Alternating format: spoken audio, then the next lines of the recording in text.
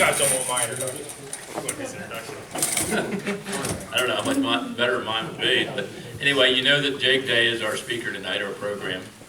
He is City Council President. He's been there for 3 years, I believe we were talking about. And I remember when he was canvassing his old neighborhood, and 3 years ago, and I said, why do you even want to attempt to do this? I mean, and then tonight I told him, I said, I was coming over here, and where I turned, I could look at Debbie Campbell's house, and I said, just think, first thing I thought of, I said, this administration, it's something you don't hear, all the commotion, all the, things that were just going on with the past council we've had. So, Jake, I know years ago, started a memorial garden at Bennett High School. I've never seen it, but I guess nobody's seen it now. I guess did they do that? They actually designed the high school around that garden. Okay, that's good. Still there? Good. I didn't know that. He has time to also be active in the Army National Guard. He's a first lieutenant. He's a proud father of a little girl that will be 7 weeks old tomorrow.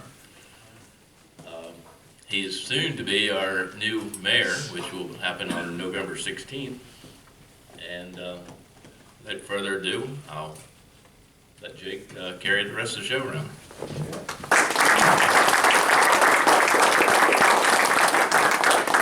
Thank you, Ron. First of all, I was told that I have to keep this under 45 minutes, so I'm going to take about half my speech off here. In all seriousness, nobody told me that I was following Mitzi Perdue 2 weeks ago, and that she was giving away books and doing book signing. I didn't really come prepared, so thanks for that as well, Ron. Again, in all seriousness, I'm happy to take time away from the grueling campaign trail to be here with you this evening. It's a tough fight ahead, but I'm bound and determined to win it. It's a strange position to be in, but it is an honor to be running unopposed. I think over the past 2.5 years, I've tried to show that Salisbury is a place that has had dysfunction in leadership. But if you look back in the past, we've had incredible community and business and occasionally government leaders. This community has been blessed by really, truly incredible people that have given decades to this town and to this county and to the Eastern Shore. And I don't consider myself among those great people, and it would certainly be a long time to tell if my short time here has been. But I will say this. I care about this place. I was born and raised here. I'm lucky enough to have my parents here with me tonight. Thank you, Mom and Dad, for being here. Very proud to be your son. And I know my daughter will be proud to say you're her grandparents very soon, little Lily. And I'll show anybody pictures if you want to see it. I really will. I was going to say tonight, I was going to say that somebody said to me on the campaign trail 2.5 years ago, why do you want to do this? Well, it was Ron, but it wasn't just Ron. A lot of people said, why in the world do you want to do this? And again, it was because I grew up in a town where adults, men and women who I interacted with in school and in the community and in Boy Scouts and in church, they acted as if they believed in me. They acted as if a young person could grow up in this community and be a part of it and do something that matters. And that's the only reason why a large group of community members, including some students, were able to build a memorial garden, because we had adults who made us think that we could execute on our vision, and we could fulfill our dreams. And that's why I came back here. That's why I came back to this place. That's why I wanted to get involved. So this has been a step, 2.5 years, and this is what I think we've done in 2.5 years. We said that with dysfunction, we'll never get to our vision. In an environment where the story is argument and politics and divisiveness, we will never execute our vision. And instead, where we are today is an environment where we're talking about substance. Now, I don't always agree with the substance we're talking about.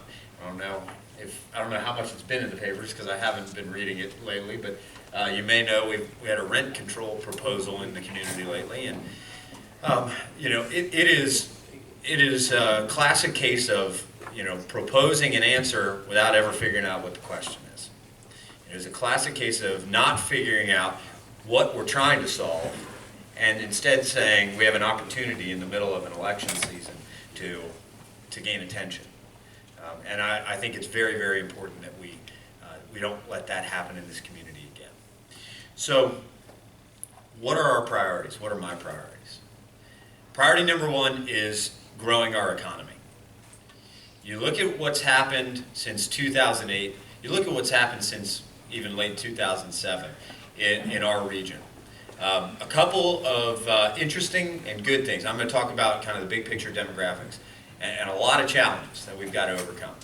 Big things, big picture demographics. City of Salisbury, Wycomico County have never lost population. While other parts of the state have seen mass exodus in population, other parts of our region, Worcester County, Somerset County, Dorchester County, have seen population loss, we haven't. Real jobs. We lost real jobs, we have gained real jobs back. We have a real total increase in the number of jobs in Wycomico County. Not true in Worcester, not true in Sussex, not true in Dorchester, not true in Talbot, not true in Caroline, not true in Somerset, not true in Accomack, not true in Northampton, not true in Kent County, Delaware. You got to get to Queen Anne's County before you find another county that has more jobs today than they had in 2008. Now, unfortunately, we have also seen people leave the workforce.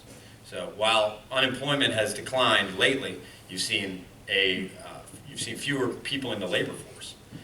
So we've got this tight number of jobs not being filled, and there's a tight number of unemployed right now, and they're not matching up. Today was a fantastic example of how we can start to bridge that gap. Today, we cut the ribbon, and we actually cut a piece of steel with a welding torch at Archon Welding, and it's a training facility that the state put $500,000 into. And I got to meet 60 people who are unemployed, were unemployed in Wycomico County and in Salisbury, who are starting today for training to become certified welders and ultimately to go work at Chesapeake Shipbuilding, to go work for Whiting Turner, and to go work for Gillis Gilkerson and other construction companies. I think that's a pretty incredible thing that we're taking people and defining the pathway to a job. So we recognize that that's important. We recognize that that is job number one. We also have to recognize that the cities that we're competing with are not just our neighbors. We're not just competing with the Cambridges and the Eastons and the Berlins and the Seafords, but we are competing with the Fredericks and the Annapolises and the Greenville, South Carolinas and the Asheville, North Carolinas for the most mobile asset and resource out there, which is talent. Young people are making the decision about where they're going to live, not based on where there is a job they can fill, but based on where they want to live and where they want to grow either a business or their family. You've got young people making this decision. They're more mobile than ever. They're more finicky than ever. As Jack Heath, Councilman Jack Heath, who's running for re-election, by the way, said the other night, they're the young millennials. I guess that was a differentiation from me. I guess I'm the old millennial. I don't know. I'm toward the end of that generation. So I think that was Jack's little barb. The young millennials are making decisions to go where they want to be before they're choosing where they want to work. We have to capture the attention of that class. And we can start right here in our community. At Salisbury University, they are pumping out 1,200 young people every year. 1,200 professionals are coming out of that university, and 90% of them are choosing to move to another community. We're capturing about 9.5% right now in Wycomico County. What that tells me is that we are not making a case that is competitive. They're going back home. They're going to Bel Air. They're going to Aberdeen. They're going to Hartford County. They're going to Howard County. They're going to Baltimore County. We have to make a case that this place will embrace them more than any other. We have to be competitive with those places. The way that we have to do that is to make a pitch that they can start a family and start a business here, and that we're going to embrace them and make it easier than any other place. And it's also going to help to be the answer to our neighborhood questions or problems. You know, I think Mayor Ireton had a concern that, and I share this concern, that home ownership is on the decline in our community and that we ought to work on increasing it. Well, I absolutely agree with that.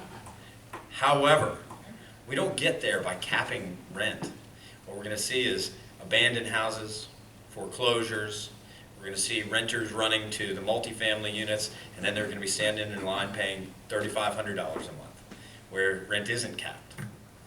We can correct that. We can correct that by saying, we can create a new dynamic by saying to students as they graduate from Salisbury University, the state of Maryland offers you a $5,000 grant, cash grant, when you graduate and you have debt to put toward a down payment. In this community, we will match that. In this community, we will match that so long as you buy a house in the city of Salisbury. We will give you $10,000 between the state and the city. This is something that the state agrees with right now. At the same time, we will offer you a free membership to our downtown co-working space. The downtown co-working space currently is in the library. It is in the basement of the library. It is the most uninspiring space you can imagine. But if we put that in a space like the second floor of Headquarters Live, the old firehouse, and give people an aspirational environment where they believe they can start a business, where they can create an interesting business, and many of these people are trying to do this now on Salisbury University's campus. If we find a partner in the university to execute these things, to communicate it, and to be invested in it, I believe we can make that value proposition in a way that no other community is doing right now. Second priority. Second priority is saying to the young people who currently don't see a path to that business and that future, we can help you find a more productive future. Right now, we have a lot of young people that grow up in this community that do not see themselves the way that their mentors, the way that their role models may present themselves.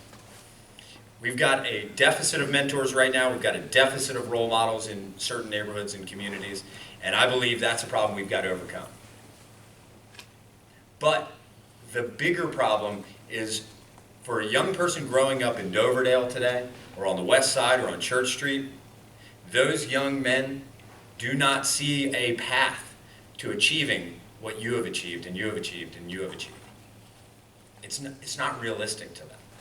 The environment that they're growing up in is in this interstitial space between a broken home, a school system without the resources to provide after-school programming, between community organizations that don't have adequate funding, and they're growing up in that environment, and believe me, they don't see how they can possibly achieve what many of us in this room have and can. So we have to give them that pathway. We have to show them that pathway. There are a few shining examples. There's a program called Kids Rock in Doverdale, and they operate out of the Callaway Street Gym. And they have water leaking on the basketball court as they provide their after-school programs. And they have trash cans that the kids have to play basketball around. We can do better than that. But there's a shining example of creativity and providing services for young people that we can pick up the mantle of and lead on. And I believe the city can be a part of the solution there. We have 424 employees. 424 employees who have heard and are going to continue to hear over the coming months that things are about to change inside of City Hall. One of the things that's going to be expected of them, and our county executive, Bob Culver, is committed to doing the very same thing with his staff, is they will become mentors in our school system. That's over 1,000 new mentors in our community. We can be part of the solution, but it's only the beginning. They're the leading edge, and that's all. We have to build an army of, I believe, and I believe this very strongly, men who are examples to the young men growing up in our neighborhoods, who can say, we are a community that is capable of better than we have received. So, I have brought to the City Council an environment that I think is more productive than what you've seen over the past decade or so. And I believe that from this point forward, you're going to see an environment that is more productive from the entire city government. I actually had some people ask me, Ron, well, why do you want to do this? You know, aren't things going well on the city council? Don't you want to keep doing that? You know, aren't you able to get more done?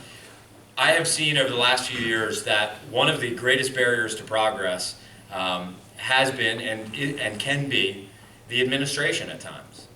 And so I believe that an administration and a mayor who are as committed to forward progress as we have been at the council level can be productive and can be more productive than what we've seen over the last few years. We have got to be a safer city. We have got to be a faster growing city. We have got to accommodate the fact that we are a young and getting younger city. Our median age is 28 years old. We are a diverse city. We're going to soon be a minority city. We have a lot that we need to adapt to. And I believe I'm the man to lead us there. What I'd like to do instead of what I had planned to talk about for the next 45 minutes is just open up to questions. And, you know, again, we had the conversation a few minutes ago. Whether you are a city resident or a county resident, you are a part of this community, and your opinion matters to me. So I want to open it up to questions. I want to hear your thoughts. Yes? So you want to always have, it's gotten much better, Jake, you know, but how are you going to speed up some of the improvements? It's still 6 months, a year. Accountability. Jeff, it's accountability. And I'm not complaining about public works, No. I get along with it, but I've run into it in the field, you know my discussions I do. before, and people will not come to Salisbury, as they'll go other places because of a couple people out in the field of public works, making it 10 times harder and getting things expedited and done. And public works, but it's gotten 100% better than it was. Oh, I know. But it could be tweaked to be perfect. I'm going to give you 3 things. Well, number 1 is step outside of the city for a second and think big picture. We're at a huge disadvantage in this state. We have been for a long time. Our neighbors are more aggressive. Our neighbors are more business friendly. Our neighbors are better communicators with business. They are all around better than we are. The state of Maryland is at a huge disadvantage. I was at an event in downtown Seaford yesterday. It was groundbreaking on a downtown riverfront development. The piece of property went out to bid, was acquired, design work went in, and permits were approved, and groundbreaking happened in 5 months. From the word go to a shovel in the ground, 5 months. I was originally involved in that, that's the truth. And that had everything to do with Jack Markell, the governor of Delaware, was at that groundbreaking yesterday, and he said, our economy is dependent on one thing, getting our downtowns right. And he put his money where his mouth is. And he put more than that. He put his political capital where his mouth is. He showed up, he made it happen, he expedited it, he was serious about it, and Maryland's got to catch up. All of the great cities in America, even the small ones, have figured that out. And the great states are figuring that out. You don't invest in your core, you are behind the times and you are going to fail. And we can try to pull ourselves up by our bootstrap right here. We are trying. But you are, and like I said, it's been a big Look, jump. more real estate transactions in the downtown area in 24 months than in the previous 10 years. That's good. It's a fine signal. But we can do more and we can do better. And I believe we've got incredible representatives at the Capitol right now. I believe Senator Mathias and Delegate Anderton, Delegate Adams, and Jeannie Hadaway in the governor's office are incredibly serious about turning that around and being competitive. And I think we're going to get there. And it's fantastic that we've got those partners. But we need Governor Hogan to compete with Governor Markell and say, we're bigger and we can do better. And I think we're going to get there. I think we're going to see it. So that's number 1. Number 2, we got to acknowledge that change takes time, but we're on our way. I was at the Chamber of Commerce recently hosted a series of industry roundtables, and the one on development and construction. The common theme in the room was, I would rather do business in Salisbury than in Sussex County or Worcester County now. That was the common theme in a room of 40 people. I agree with Worcester County. In a room of 40 people into business, that was the common theme. And that's not something I've heard ever before. So that's progress, and I think that's thanks to Mike Molds and Amanda Pollock. I agree. And Amanda, who came from the private sector, knows how to be a better public servant. And then number 3, accountability. Right now, the way permitting works is it's bifurcated, it's divided, it's in pieces. It's in BPI and NSCC and Public Works, and the way it needs to work is there needs to be one ombudsman who is on a regular basis saying, well, the mayor set our goals and said, we have to take no more than 60 days for a sign permit, no more than 20 days for a plumbing permit. When it comes in the door, we got to get it out. And, well, our average is 24 days, so we're not there yet, so what are you doing? And has to say that to the plumbing inspector. That is what we have to get to. We have to get to an environment of accountability, and we're not there right now. There's a lot of this. And that makes it really, really troublesome to please people in your shoes. But I think we can fix that.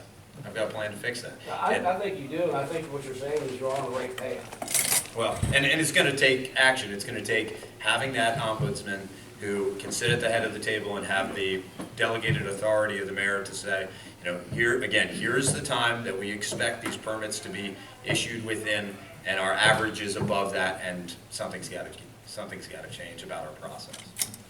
It's the only way it's going to happen. Yes, sir. Yeah, I own a piece of property in Salisbury, and I live in the county. Had a business there for 20 years, and office supply and office furniture business. If I had a dime for every dime the city of Salisbury spent with me, I wouldn't have a dime. So I sold to the city of Cambridge, I sold to Pocomo, to Fruitland, to Delmar, to Seaford.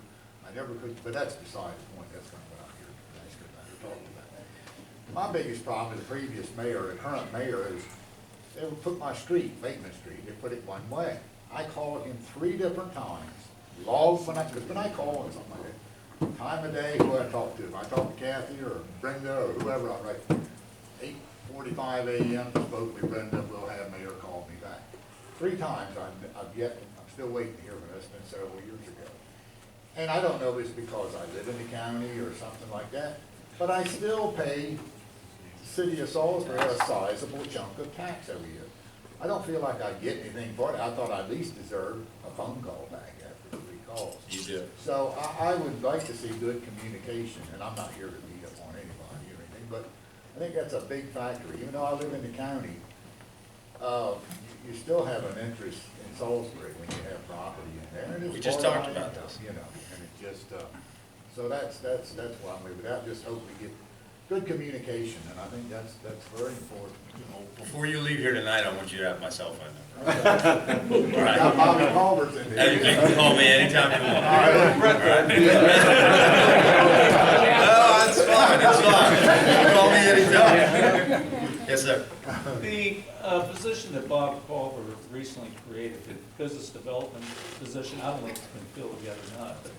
But my question is, compare or contrast that to what David Ryan does. I'm a little confused about it. Sure. So I think that's it, and I don't want to speak for Bob Ryan, but I think if I understand it correctly, that's a position created a little bit out of frustration.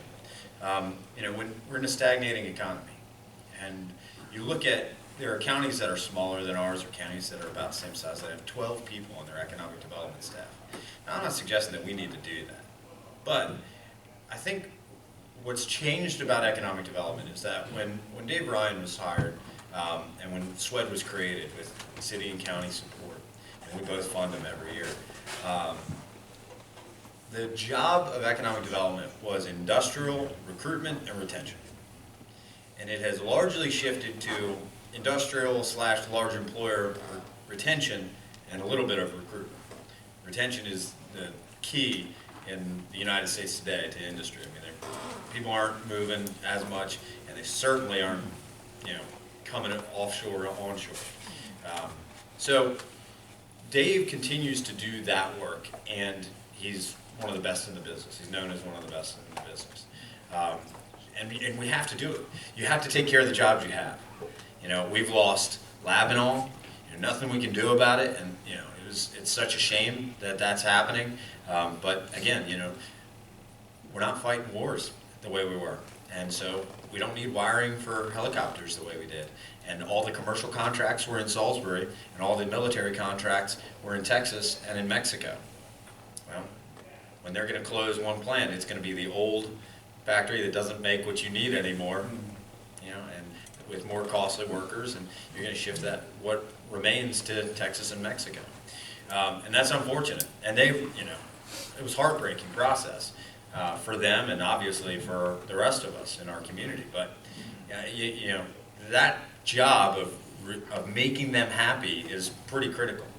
And Dave does a good job of it. I mean, he has started to lead efforts where he's invited me to go around with him to employers, and we're talking to employers and saying, what do you need? What do you need? What can we do to make you happy? What can we do to make you happier than you are? That's important.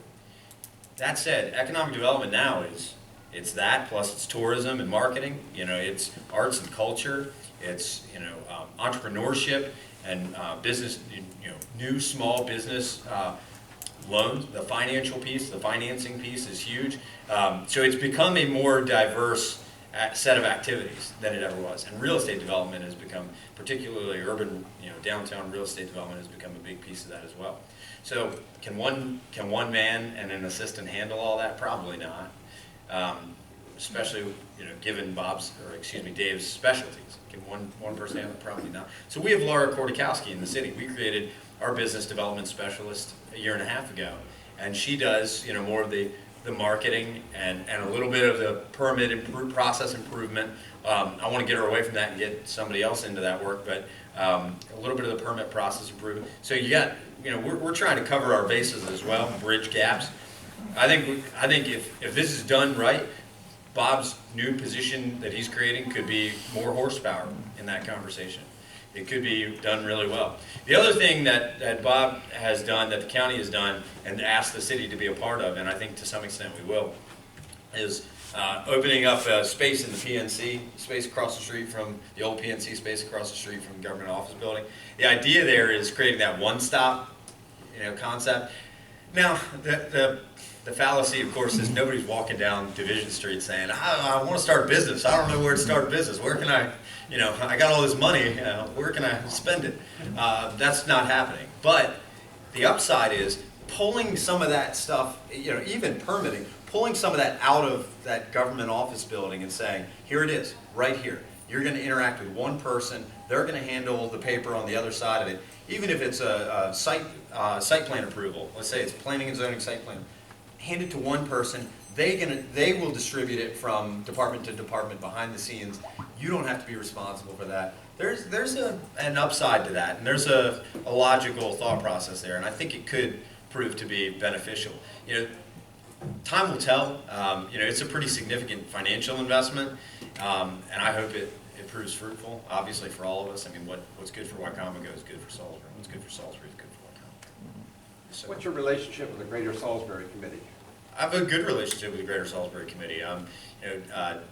Jan Wiseman, before he passed, was one of the folks who nominated me for Leadership Maryland this year, which has been, eye-opening.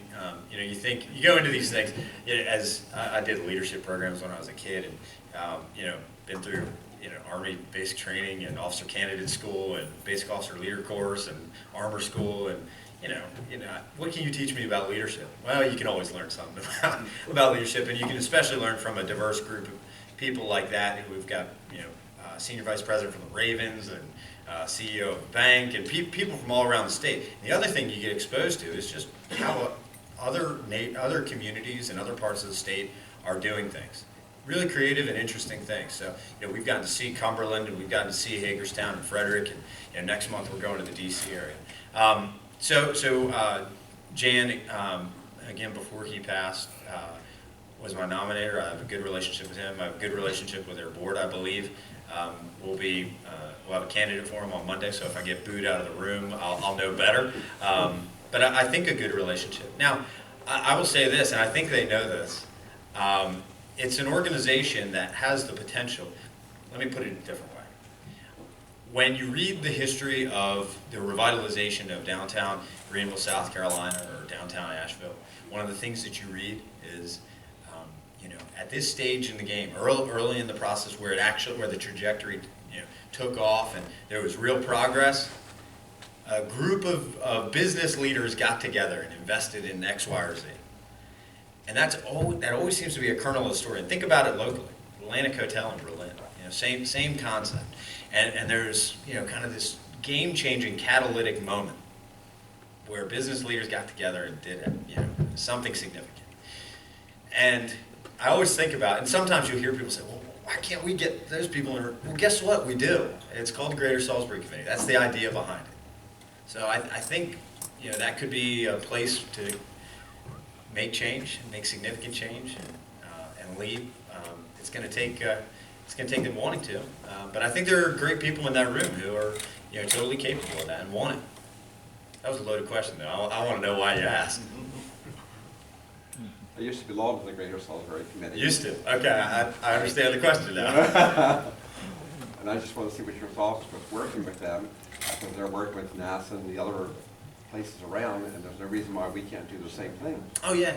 In fact, we're having lunch next week with some representatives from NASA Wallops.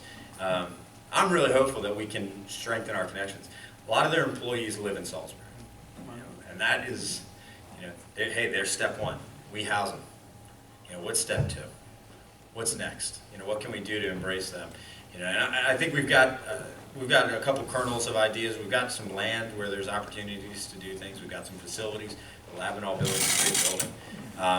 But we've got some other opportunities. We're about to lay 1 gigabit fiber down Main Street in downtown. We will be Maryland's gigabit city. The FCC chairman said that he wants one city in each state to have gigabit internet, 1 gigabit per second internet available, and we'll be Maryland's. We're going to beat Westminster. We're going to beat Baltimore. We're going to beat anywhere at Rockville, Silver Spring. We're going to be first.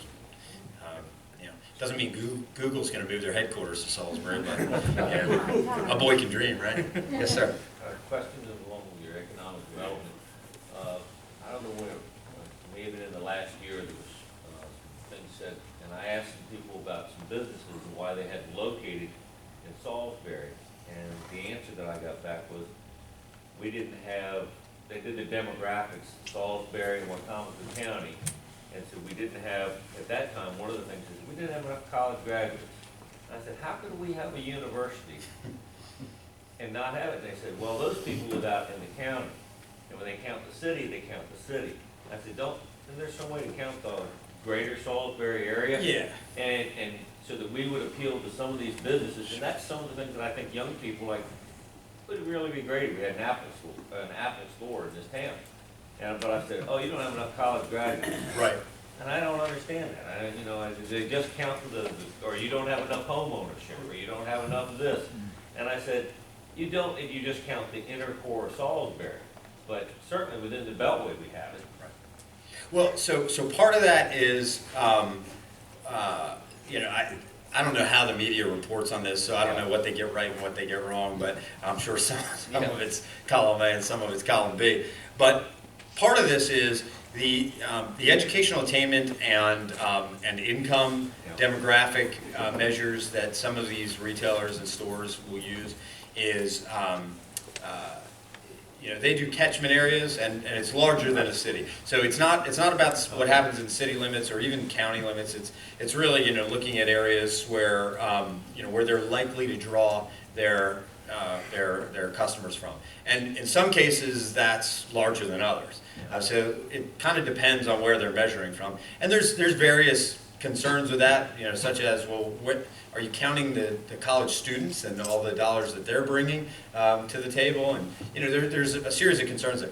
Here's the thing, though: a lot of those stores, they're looking not only at the demographics, but they're also looking at a couple other things. One is supply chain. If that's our only store on the Delmarva Peninsula, how in the world are we going to get our product to those stores? And then two, the other thing that they're looking at is housing density. And that's one of our greatest barriers right now, is that you know, as a region, we're not a very dense area, but even when you look at the Salisbury kind of metro core area, you know, we have a very small set of buildings that is relatively dense and will serve what, you know, the people won't say they want, like a Trader Joe's or an Apple store or whatever. I mean, I know people want it, but the key to that is to put housing, you know, integrated into the development. So, I mean, if you could build another Seagull Square, you might be able to get somebody like Trader Joe's on the ground floor. I mean, you know, again, boy can dream, but, you know, it's gonna, it's. Because it just seemed awfully odd to me they were using the term college graduates. Right. And we have a university.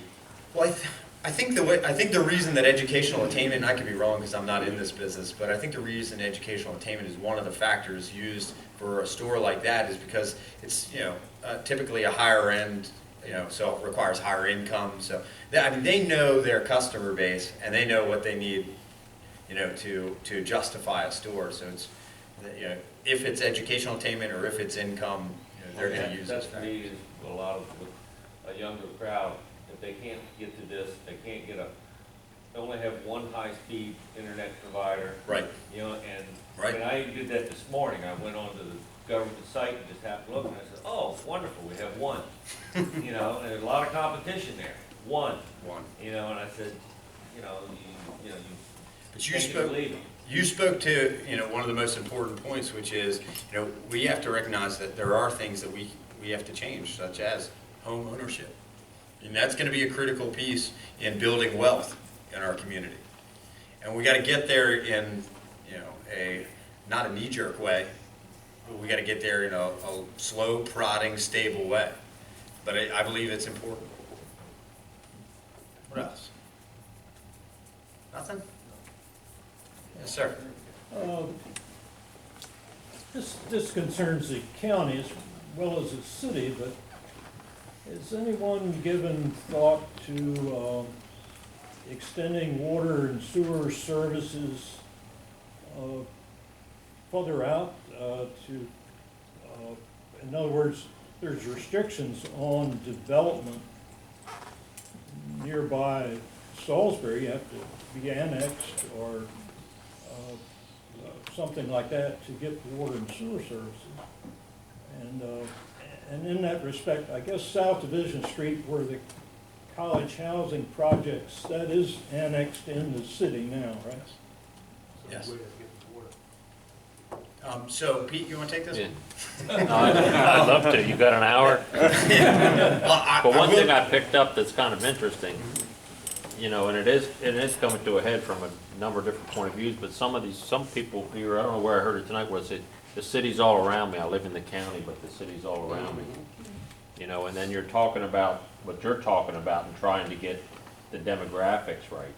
You know, there does seem to me to be some inherent good vibes for the whole area if, say, every place inside the bypass somehow transitions over to the city. You know, I know people don't want overlapping government and too much government, a lot of people don't like it, but there's gotta be a way where they can sort of appropriately share the power, because you don't need two government entities controlling, but yeah, that issue of water and sewer, a lot of areas.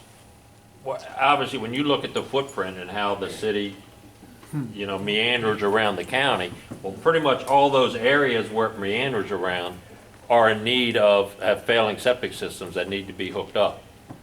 And where the state is going with you've heard of the flush tax all these years. Well, that money is now becoming available to connect those septic tanks to sewer plants. They've done the bulk of the work in upgrading the sewer plants to hit the high levels of treatment that they want.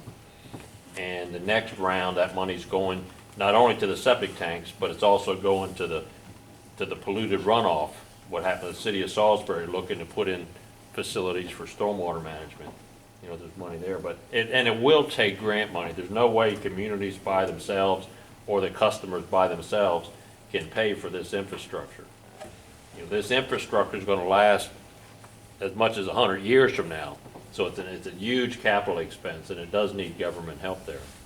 But I'm sorry, go ahead. I'm hoping that You know, well, I know there's a push on the county side with the Bay Restoration Program to take some of these septic tanks offline and to save that nitrogen from getting into the Bay watershed. And so they'll be approaching the city, and then the city's got some reasons with the work you're trying to do is to embrace and encapsulate or bring those people into the city.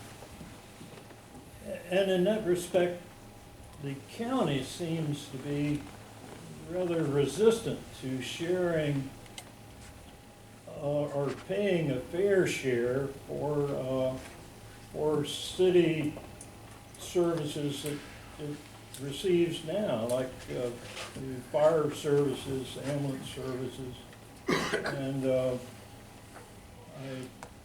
We're working on that, though. well, yeah, you need to work on it. They certainly have ignored it, for the last 20 years they've ignored Oh, it. yeah. That's exactly what's happened. We've kicked the can down the road and dealt with an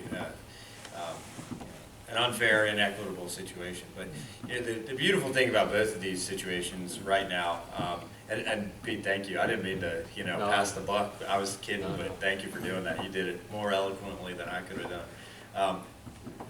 We fortunately, sitting at the table with the county executive, here's what I've learned in my relationship with him over the last few months since it's become obvious that I'll be in the mayor's office, is that he agrees. That's a problem. It's a problem for our taxpayers, and we got to fix it. And he has said the very same thing. He said we've got to fix it, and we will fix it.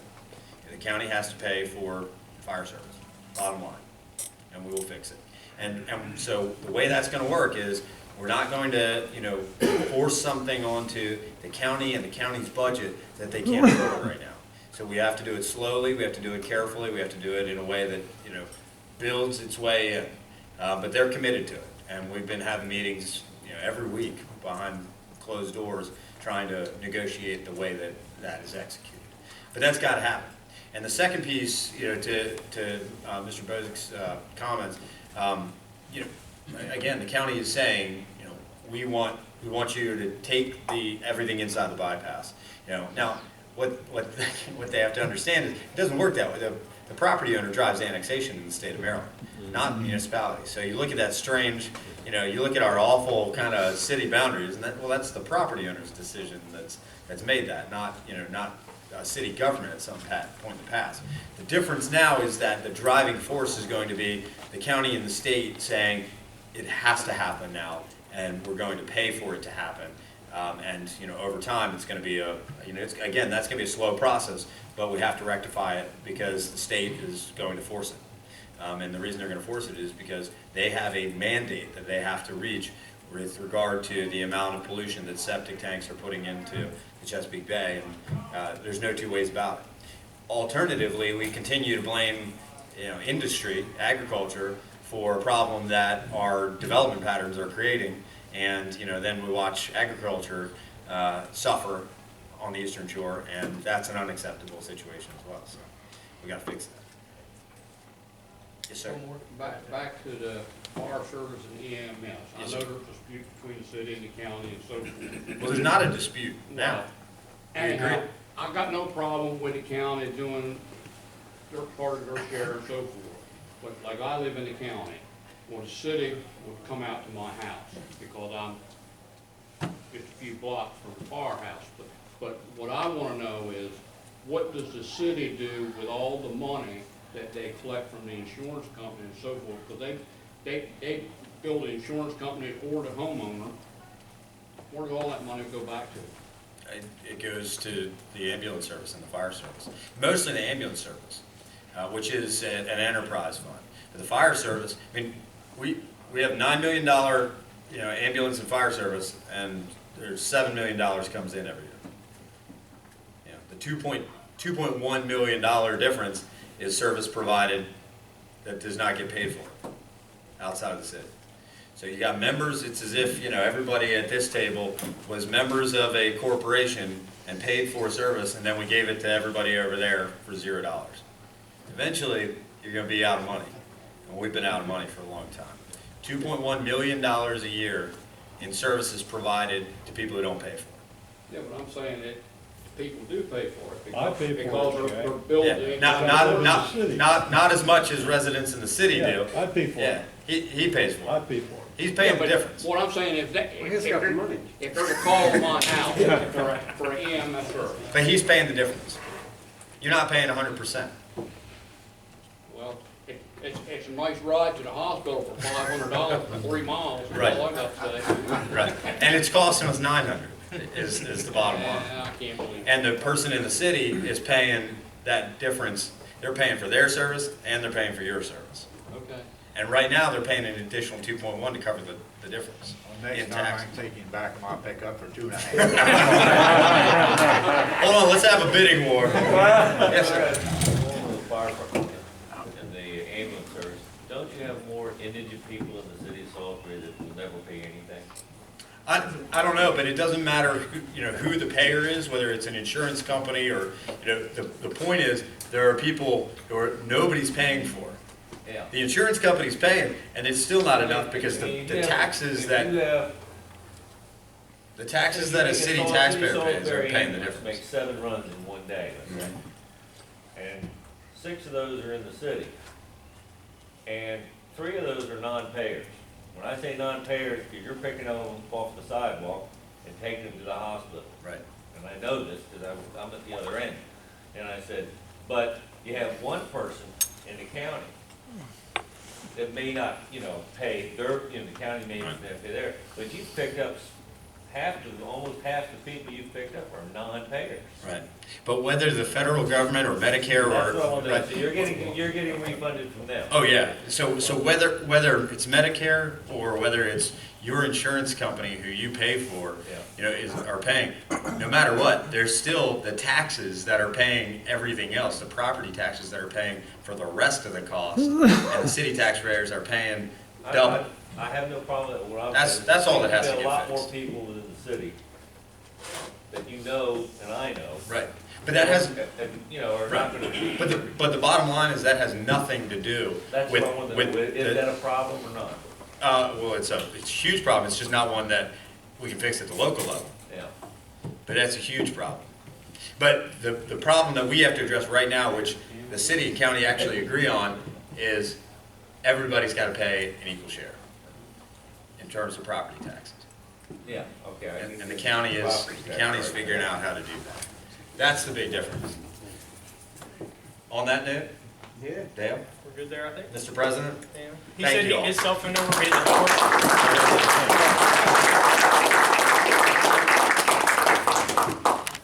Also, another